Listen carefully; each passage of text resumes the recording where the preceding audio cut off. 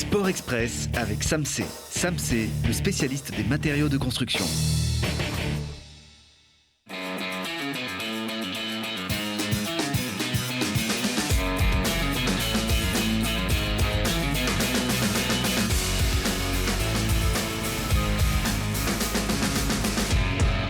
Bienvenue à tous, très heureuse de vous parler de sport avec une passion inouïe comme chaque lundi, avec ces exploits, ces images qui font du bien, qui rendent le monde un peu meilleur, voire le monde idéal tel qu'on l'a décrit dans cette parenthèse olympique exceptionnelle qu'ont fait vivre les athlètes et les para-athlètes. Et après l'or, l'argent et le bronze à Tokyo, Florian Jouani était en lice à Paris pour faire mieux et avec 2 médailles d'or et une médaille de bronze. Le paracycliste isérois a réalisé un véritable exploit. Médaille de bronze en contre-la-montre, médaille d'or sur la course en ligne et médaille d'or pour finir samedi avec le relais par équipe. Une performance exceptionnelle dont on est très fiers. Et on est très très heureux aussi pour Florian Jouani qui est avec nous. Bonjour Florian. Bonjour. On est hyper heureux de vous recevoir ici dans le Sport Express. Vous êtes encore à Paris ? Ouais, je suis toujours à Paris, je suis à l'INSEP là. Ça y est, on recommence, on se remet la tête directement dans le guidon pour la suite, ou vous prenez un peu le temps de faire une pause bien méritée ? J'aurais bien aimé faire une pause, mais dans quelques jours, il y a les mondiaux à Zurich. Donc il va falloir tout de suite se remobiliser pour aller essayer de chercher de nouvelles médailles. Vraiment un très grand bravo de la part de toute notre équipe. Vous nous avez fait vibrer derrière nos écrans, évidemment. C'était magnifique. On y revient. Florian, ça avait commencé par une petite déception toute relative, évidemment. Une médaille de bronze en contre-la-montre, comme à Tokyo. C'est une breloque, mais ce n'était pas celle que vous espériez pour commencer sur cette épreuve ? Ouais, exactement. Ouais. J'espérais mieux que le bronze. Ma foi, ça a été la même qu'à Tokyo, comme vous l'avez dit.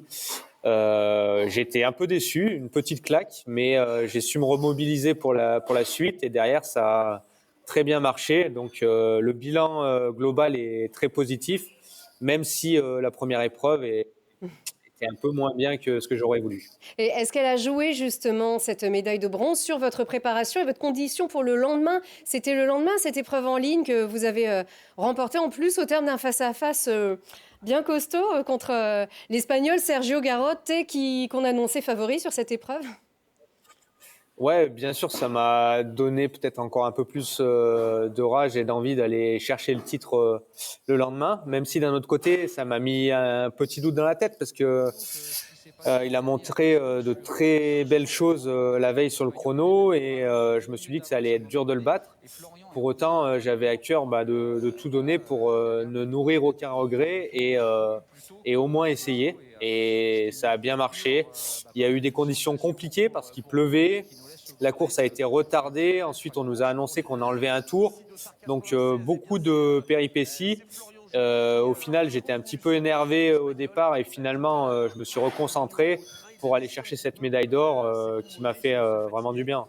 Accompagné par vos amis sur cette fin de course aussi, un bonheur qu'on imagine bien sûr en revoyant les images de cet exploit. Ouais, c'était un bonheur partagé parce que ma famille était venue, beaucoup d'amis aussi. Et dans la dernière côte, à 1 kilomètre de l'arrivée, ils pouvaient me suivre en courant. Donc je les entendais crier, taper dans les barrières, etc. C'était vraiment la folie et cette ambiance-là permettait aussi d'oublier un petit peu la douleur et voilà, de vivre vraiment un moment magique. Alors, c'était pas fini, puisqu'il vous restait l'épreuve par équipe de samedi. Ce relais qui vous avait offert l'argent à Tokyo. Et donc, cette fois, c'est l'or que vous vous êtes adjugé avec Mathieu Bosredon, Joseph Fritsch, dans des conditions, elles aussi, très, très mouillées. Ah, c'était un petit peu moins mouillé. Il a plu avant la course et ça a séché pour le relais. Donc, les conditions étaient relativement bonnes. Et puis, c'est vrai qu'on avait fait 2 à Tokyo, alors pas avec la même équipe. Mais à Tokyo, surtout, j'étais tombé dans le premier virage. Et là, il nous tenait à cœur de rester sur les 3 roues et de faire 3 bons relais. Et je pense que chacun de nous a réussi à faire ce qu'il avait à faire pour qu'on aille chercher cette médaille d'or. Mm. Et encore une médaille d'or. En fait, ces Jeux olympiques, ces Jeux paralympiques ont été magnifiques, avec 28 médailles au total, dont 8 titres. C'est une grande fierté pour vous d'y avoir contribué à ce succès. Ouais, c'est vrai que le paracyclisme a été incroyable. On finit première nation devant les Pays-Bas. On était venu avec beaucoup d'ambition. Après, il fallait assumer. Tout le monde se prépare bien pour les Jeux. Donc voilà, on n'est jamais à l'abri de surprises. En tout cas, ça a marché super bien pour tout le monde, que ce soit sur la piste ou sur la route. Et c'est vrai que c'est génial parce que ça crée un engouement et un cercle vertueux. Et c'était plus concurrentiel qu'à Tokyo. C'est chaque année, chaque Olympiade, on va dire, et chaque Jeux olympiques et paralympiques encore plus difficile. J'ai l'impression que de manière générale, ouais, chaque année, le niveau monte un petit peu. Tout le monde se prépare mieux, tout le monde fait attention à tout, que ce soit au matériel, à la préparation, à la nutrition, à tous les à côté qui contribuent à la performance. Et chaque année, il faut augmenter un petit peu son niveau pour être concurrentiel. Il va falloir bosser plus dur encore, hein, parce qu'il reste une petite marge. Hein, les 3 médailles d'or, ça reste possible, ou au moins une en argent, donc 2 en or, 1 en argent. Qu'est-ce que vous espérez pour Los Angeles? On sait que vous êtes partant encore pour continuer. Ouais, je suis partant pour continuer. Après, Los Angeles, c'est très loin. Donc, c'est bien beau aujourd'hui de dire j'espère 3 médailles d'or, forcément.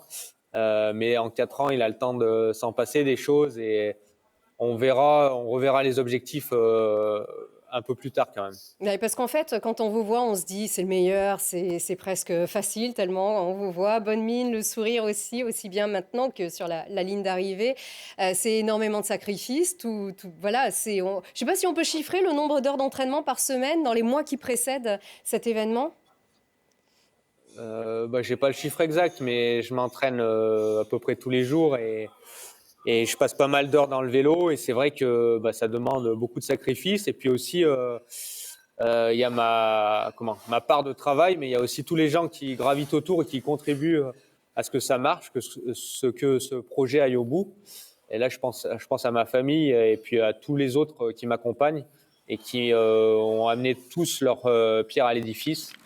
Voilà, ceux-là, je tiens à les remercier fortement. Oui, et on vous a vu très heureux avec votre compagne aussi, Anaïs Vincent, qui partage vos entraînements sur ces Jeux. Exactement. Ouais. Anaïs était là, présente, elle a participé. Après, elle était déçue, elle aurait voulu faire un podium. Malheureusement pour elle, 2 5e places. Mais elle aura à cœur de rebondir, de progresser encore et justement d'arriver à Los Angeles plus forte et d'aller chercher des médailles. Oui. Et c'est ce qu'on espère, c'est un beau challenge aussi, un challenge à 2. Alors, encore un mot, Florian, aussi sur ce moment absolument magique que de nombreux téléspectateurs dans le monde ont pu vivre, cette cérémonie de clôture. Je crois que vous n'y étiez pas, hein, c'est ça? Il fallait déjà récupérer? Ouais, j'aurais adoré y aller. Malheureusement, j'étais un peu trop fatigué et comme on a les championnats du monde qui vont arriver vite, c'était un petit peu plus sage de se reposer. Mais en tout cas, les collègues qui y ont participé ont vécu ça comme un grand moment et apparemment, c'était génial. Ouais, alors nous, on pourrait philosopher et échanger avec vous aussi pendant des heures. On rappelle que alors vous avez couru, c'est ça, dans les catégories H1, H2. Vous êtes tétraplégique depuis un accident de ski en 2011. Avec quel regard est-ce que vous verrez aussi, vous reverrez ces images de cette cérémonie de clôture qui sont peut-être aussi le symbole de de ce que ces Jeux paralympiques ont apporté, vraiment, cette fête avec tous ces DJ, ces musiciens électro, cette French Touch qui a tellement fait danser le monde entier, nous les premiers, comme si les différences étaient, elles sont visibles, mais voilà, qu'importe finalement, c'est vraiment une grande fête collective. Avec votre regard, au regard de vos efforts toutes ces dernières années, comment est-ce que vous le voyez ça? Je pense que ce qu'il faut retenir de ces Jeux, c'est que surtout, effacer les différences, oui, mais on a vu du sport, simplement du sport, des moments de sport et des performances sportives. Et c'est ça qui est important, c'est que je crois que le public a accroché, ça a été très médiatisé, c'est génial. Et ce qu'il faut retenir, c'est voilà, quand on fait du sport, on est là pour être performant, tout comme sur les Jeux Olympiques, les athlètes le sont. Et maintenant, il va falloir que tout le monde assume son rôle, que ce soit les médias, les partenaires, les sponsors, etc., pour qu'il y ait un héritage de ces Jeux et que dans les années à venir, on voit plus de handisport à la télé et que le public accroche avec ça. Comme le disait Tony Estanguet dans son discours d'ailleurs, aujourd'hui c'est l'affaire de tous. C'est à nous tous aussi de faire en sorte que ça perdure et à tous ceux qui aimeraient faire comme vous, eh bien si les structures ne sont pas existantes, d'insister et de compter aussi sur nous tous pour faire avancer tout ça et le prolonger.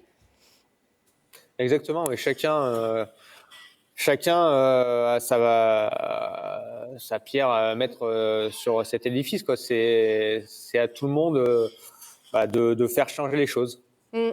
On a hâte de vous retrouver évidemment, Florian, en chair et en os ici sur ce plateau. Vous reviendrez bientôt dans la région ?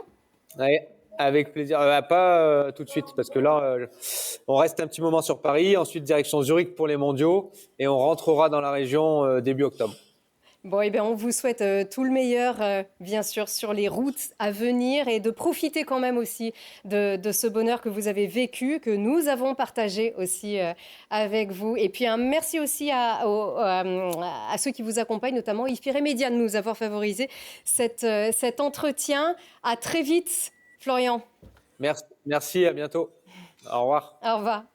Et puis on revient quand même sur cette parenthèse paralympique pour rappeler cet exploit jeudi dernier du Grenoblois Jean-Louis Michaud qui a décroché le bronze en para-tir sportif mixte au tir à la carabine couché à 50 mètres. C'était sa dernière épreuve sur ces Jeux.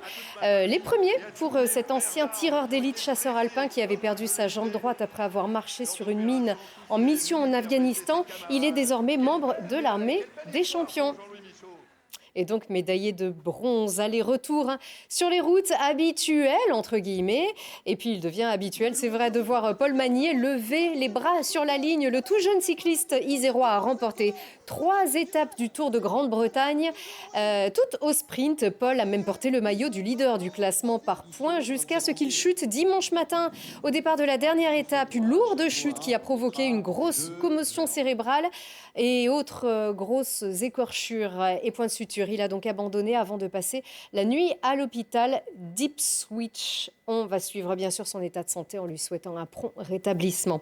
Le FCG Rugby confirme ses ambitions en ce début de saison, mais sans vraiment y mettre de conviction dans le jeu. Les Grenoblois, beaux vainqueurs en déplacement à Nevers la semaine dernière, ont eu un peu plus de mal face à Provence Rugby au Stade des Alpes vendredi soir. Ils se sont imposés en toute fin de match 15-12 avec peu d'occasions d'essai après avoir longtemps campé en défense. On retiendra donc ces 3 points et cette 3e place au classement général à égalité de points avec le leader Dax et son dauphin Brive.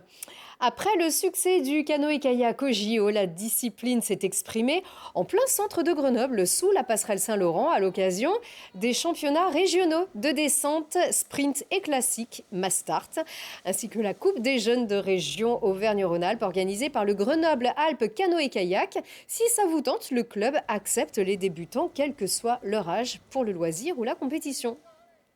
Et notez bien 2 choses sur votre agenda pour le week-end prochain. La Grenobloise, c'est la course solidaire, festive et populaire de cette rentrée. Vous pouvez courir à l'invitation de la SPTT Grenoble Grésivaudan Athlétisme au bénéfice de la Ligue contre le cancer et l'enfant bleu Grenoble. Rendez-vous pour une course de 8 km ou une marche solidaire de 4,5 km au parc Mistral. Et puis le GF38 sera le dernier à disputer la 4e journée de Ligue 2 après une victoire et une défaite et un nul. Les Grenoblois espèrent remonter au classement à condition de battre Caen. Ce sera donc lundi à 20h45 au Stade des Alpes. Je ne sais plus si je vous ai donné l'heure de départ de la Grenobloise au départ du parc Mistral pour une course dans Grenoble, ce sera à 10h ce dimanche. On se quitte avec ces images somptueuses, comme toujours, de l'Ultra Trail du Vercors, qui s'est couru dans la nuit de samedi à dimanche. 80 km pour 4400 mètres de dénivelé positif pour l'épreuve reine. 4500 personnes, dont de nombreuses femmes, ont participé à cette édition remportée par Corentin Buis. Et 4e et première femme, bravo à Sabine Erstrom de Cap-Vercors. Et très belle soirée à tous.